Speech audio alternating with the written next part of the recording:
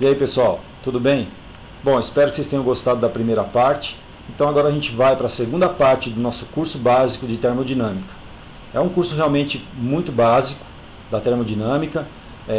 O pessoal que tiver mais interesse vai encontrar material aí para se aprofundar mais na termodinâmica, conhecer mais sobre curvas de temperatura, de pressão. Tá? Não é nosso objetivo nesse vídeo, né? Como foi colocado. É mais para a gente realmente conseguir entender o sistema e a partir dos próximos vídeos a gente ter um entendimento melhor aí do funcionamento de cada componente dentro do sistema de refrigeração, no caso automotiva. Que também serve, né? Esses conceitos também servem para refrigeração comercial, enfim, para todo o sistema de refrigeração. É o mesmo conceito. As dúvidas que forem aparecendo, vocês podem postar aqui no YouTube. Na medida do possível eu vou poder tentar respondê-las, né? Tentar ajudar o pessoal a esclarecer as dúvidas. Bom, agradeço novamente por vocês terem acompanhado até aqui, né, esses dois vídeos. E aguardem os próximos, né? Vamos falar sobre os componentes, vamos falar muito mais sobre ar-condicionado automotivo. Tá? Obrigado e até a próxima. O sistema de refrigeração vai ainda mais longe, pois o sistema, além de se beneficiar da mudança de fase do fluido, pode alterar sua temperatura por meio da variação de pressão. Na próxima animação, vamos entender um pouco mais sobre este processo. Primeiro, vamos trocar nosso recipiente por um recipiente selado, que suporte a alteração de pressão e nos permita controlá-la. Dentro dele vamos colocar água, como nos experimentos anteriores. Também vamos instalar na parte superior um manômetro para medir a pressão interna, um termômetro para medir a temperatura da água e uma válvula para controlar a pressão. Essa válvula terá o seguinte comportamento. Quando apertada, restringe o escoamento do vapor, aumentando a pressão interna. Quando desapertada, permite maior escoamento, reduzindo a pressão. É mais ou menos igual a uma panela de pressão de cozinha. A diferença é que podemos controlar a pressão e medir simultaneamente a temperatura interna. Agora veja como se comporta a água quando é aquecida em pressões variadas. Com a válvula totalmente aberta, a pressão interna é igual à pressão externa e, consequentemente, a água começa a vaporizar na mesma temperatura dos experimentos anteriores, 100 graus Celsius. Agora vamos fechar parcialmente a válvula de pressão. Note que a pressão começa a se elevar. O fluido continua vaporizando, mas existe uma diferença. A temperatura cresce simultaneamente. Se mantivermos a pressão constante em um novo valor, a temperatura também permanece proporcionalmente constante. Se outra pressão for estabelecida, uma nova temperatura de equilíbrio será obtida. Isso significa que a temperatura de vaporização aumenta quando a pressão aumenta e reduz quando a pressão reduz.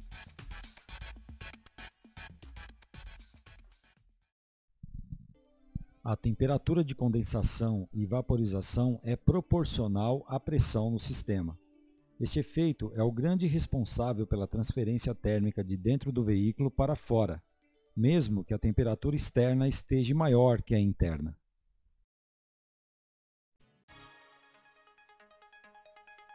Agora, tanto o reservatório da esquerda quanto o da direita estarão a temperatura de 30 graus. O recipiente com água também. É claro que se encostarmos o recipiente com água no reservatório da esquerda, nada ocorrerá, porque estão na mesma temperatura e, portanto, em equilíbrio térmico. Mas sabemos que a temperatura de vaporização e condensação é proporcional à pressão do sistema. Vamos então primeiro reduzir a pressão do recipiente com água. Podemos fazer isso, como exemplo, aumentando seu volume. O manômetro indica a redução da pressão com o crescimento do volume, e a escala de temperatura indica simultaneamente a temperatura na qual a água irá vaporizar. Nessa demonstração, vamos reduzir a pressão até que a temperatura de vaporização da água atinja 22 graus. Ok, chegamos nesse ponto. Agora a água irá vaporizar a 22 graus, temperatura bem menor que no primeiro experimento, que era de 100 graus. Agora, vamos encostar rapidamente o recipiente com água no reservatório da esquerda. A água receberá calor, pois existe diferença de temperatura entre o reservatório que está a 30 graus e a água que está a 22. Com a troca de calor, toda a água irá vaporizar nessa mesma temperatura, e o reservatório entrará em equilíbrio térmico com o vapor de água a 22 graus Celsius.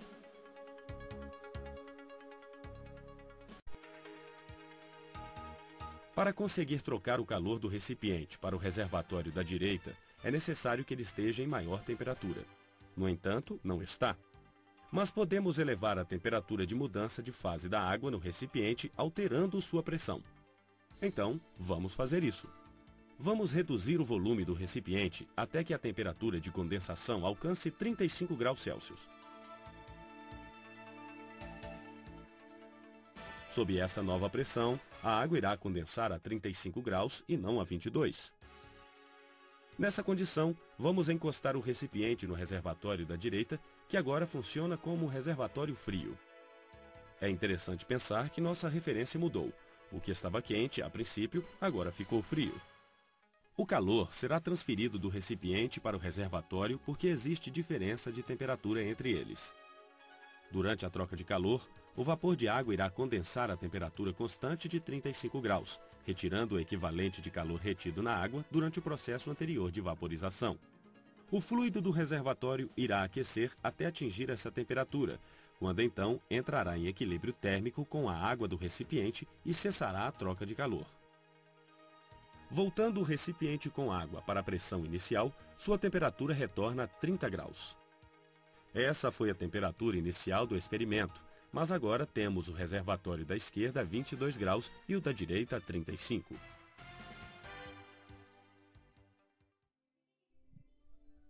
Tudo isso parece bem estranho, mas é apenas uma manipulação bem engenhosa do sistema para manipular pressões e temperaturas no ciclo de refrigeração. No sistema automotivo, utilizamos dois fluidos refrigerantes, o R12 em veículos mais antigos e o R134 usado atualmente. Eles têm comportamento parecidos com a água, mas com temperaturas de vaporização e condensação bem diferentes. Vamos verificar a animação seguinte e entender essa diferença. No recipiente da esquerda temos vapor de água à pressão ambiente de 1 bar e a temperatura de 110 graus Celsius. No recipiente da direita temos o R134A com as mesmas temperatura e pressão. Nessa condição, ele também está na fase vapor. Agora vamos resfriar os dois recipientes, colocando-os em um ambiente a menos 20 graus Celsius. Observe a representação do termômetro que indicará a temperatura dos fluidos nesses recipientes. Inicialmente, a temperatura do vapor de água e do R134A reduz progressivamente. Quando a temperatura atinge 100 graus, o vapor começa a condensar, transformando-se em líquido a temperatura constante, mas o R134A ainda é vapor e continua reduzindo sua temperatura. Depois de certo tempo, o vapor de água condensa completamente e o líquido começa a reduzir sua temperatura. Nesse momento, o R134A já está a uma temperatura bem menor. Agora temos água líquida e vapor de R134A reduzindo suas temperaturas sem mudança de fase. Quando a água atinge 0 grau, ela solidifica, como já sabemos, transformando-se em gelo, mas o R134A permanece na fase vapor, mesmo em temperaturas menores que esta. Não precisamos mais do recipiente com água. Podemos analisar apenas o R134A, porque a água permanece sólida daqui para frente. A temperatura do R134A continua reduzindo progressivamente, mas quando chegamos a menos 15 graus Celsius aproximadamente, o R134A começa a condensar, assim como a água. Sua temperatura fica constante nesse valor durante todo o processo de condensação. Quando a mudança de fase se completar, a temperatura do fluido na fase líquida continua a reduzir até entrar em equilíbrio térmico com o ambiente a menos 20 graus.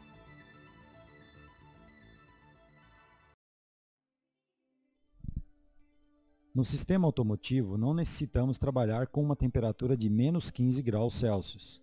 O sistema trabalha um pouco acima de 0 graus Celsius. o que nos permite definir uma pressão de 2 bar para atingir essa temperatura, chamada de pressão de baixa, e de 14 bar, denominada pressão de alta. No próximo experimento, vamos comparar os efeitos anteriores com o sistema automotivo e entender como ocorre o ciclo de refrigeração e a transferência de calor dentro e fora do veículo. O reservatório da esquerda representará o ar dentro do habitáculo do veículo e inicialmente estará a 35 graus Celsius. Para essa comparação, vamos posicioná-lo junto ao evaporador. O reservatório da direita representará o ar externo, que também estará inicialmente a 35 graus Celsius. Vamos posicioná-lo junto ao condensador. Bem, sabemos que o sistema de refrigeração deverá reduzir a temperatura do interior do veículo, rejeitando o calor para a atmosfera. Observe que os reservatórios estão inicialmente na mesma temperatura.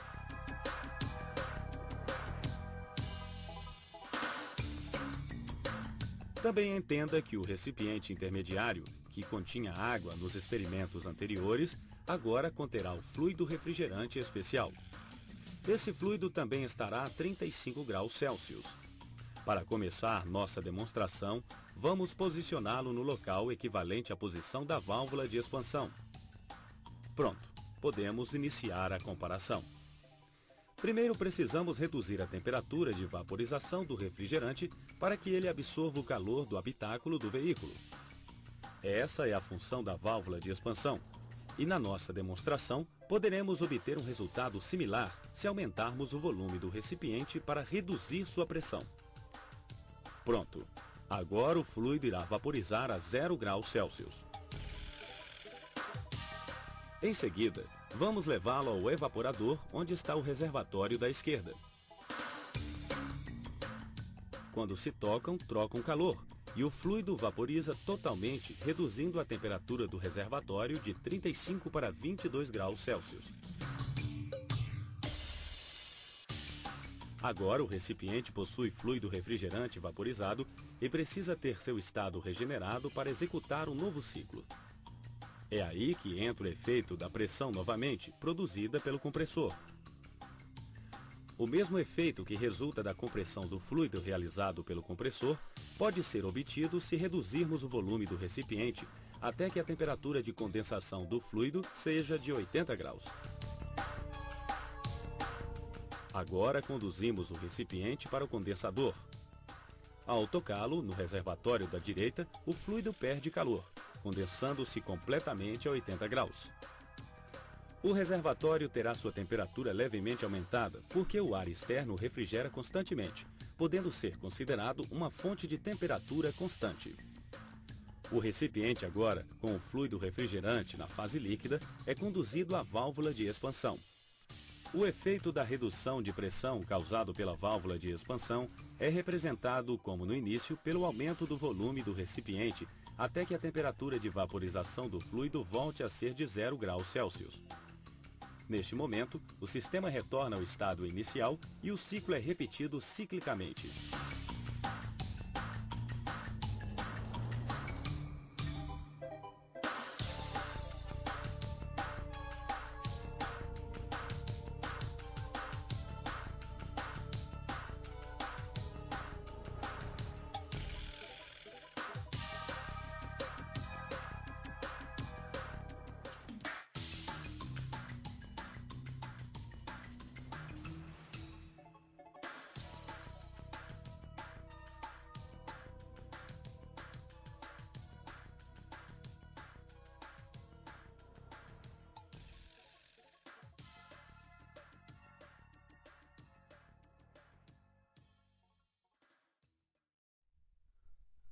Com esses conceitos, já podemos iniciar o entendimento do sistema de ar-condicionado automotivo, entender como esses efeitos se aplicam em cada um dos componentes citados nesse vídeo.